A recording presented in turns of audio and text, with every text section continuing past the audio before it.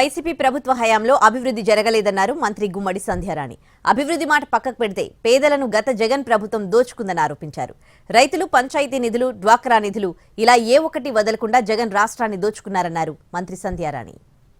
దేశంలో ఉన్నటువంటి డబ్బంతా గత 5 సంవత్సరాల్లో దాదాపు 20 సంవత్సరాలని ఆంధ్రప్రదేశ్ నెట్టేసి మీరు చేస్తున్న పని ఏంటి?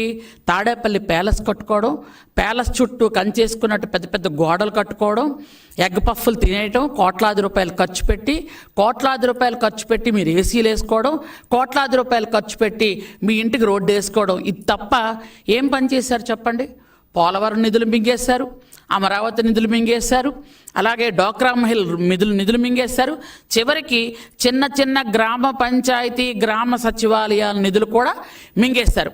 సర్పంచ్ల అకౌంట్లో పడాల్సిన డబ్బులు కూడా మీ అకౌంట్లో వేసుకొని మింగేసినటువంటి పెద్ద తిమింగలాలు మీరు.